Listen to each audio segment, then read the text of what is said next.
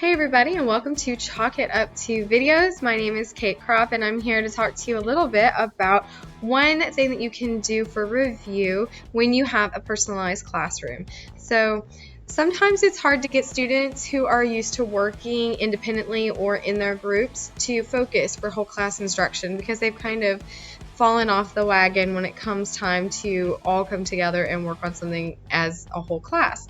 Mainly because they're used to working at their own pace. They don't like waiting for people. And all of these are good things because you've taught your students how to work independently and how to focus on getting their own work done. But at the same time, it becomes a little bit distracting, if not just straight terrifying, when you're trying to get your class to sit down and be quiet so that they can listen to you give a review. So again, things that I like to do for review is, first off, I do a ton of games, and if you go to our TPT site, the link will be down below this video. If you go to our TPT site, we have a ton of review games that we have up there, things that students do with groups or with pairs or even independently, depending on how you want to work it. But it's a bunch of cards that you cut out, and students will have to sort the cards according to the literary device. Or there's a music game where they're looking for literary devices within the music, the songs of their choice or songs that you assign. You could do it either way. But I find that giving students these games to play that still assess whether or not they've picked up these crucial vocabulary terms or concepts in English are truly the best way to go when it comes to review. However, sometimes you need to give them maybe some critical questions or things that they need to do, and they need to be able to work together. Well, one of the things that I like to do is to have students create their own Kahoots or quiz is, which is a lot of fun to say. But if you assign them a task like that, it's still personalized because now they get to choose what content they want to put in the Kahoot or the quiz is or the Quizlet, whichever platform you like the best. They get to choose the material from your class that they want to put in there. And as long as you tell them that you're assessing their games based on rigor, then they're going to be as rigorous as they can be, which shows you how well they know the material, because for them to come up with a truly critical question, they have to understand what they're talking about. And then at the end, when everyone has completed creating the games, the students all together as a class get to play them.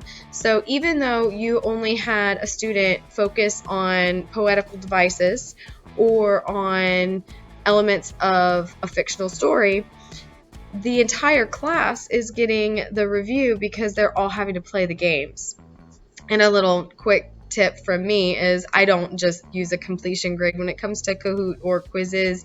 I actually use the numerical grade that they receive, so they try really hard.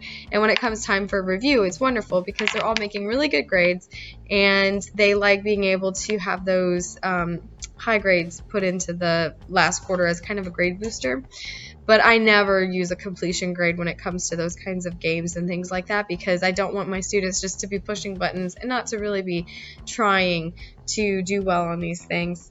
So again, I love this activity. It takes about 3 days for my students. I give them 1 day to create the game, and I also make sure that they are doing the fun stuff too, not just coming up with the questions, but they have to make sure that they put images, and they have to put, like if they're doing a quizzes, they have to put in the power-ups and things like that.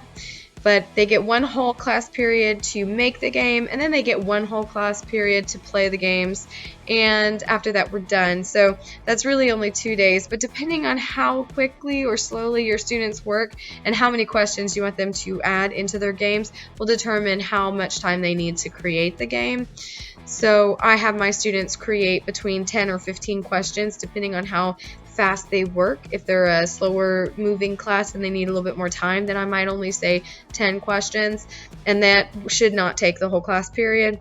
However, if I have a class that works exceedingly fast and always gets their stuff done before I'm ready, then I might go ahead and tell them to create a 25 to 30 question activity or game. So I really hope you enjoyed this video, this activity for personalized instruction. If you like this and you want to see more, you can always check out our TPT, which is Juxtaposition League of America.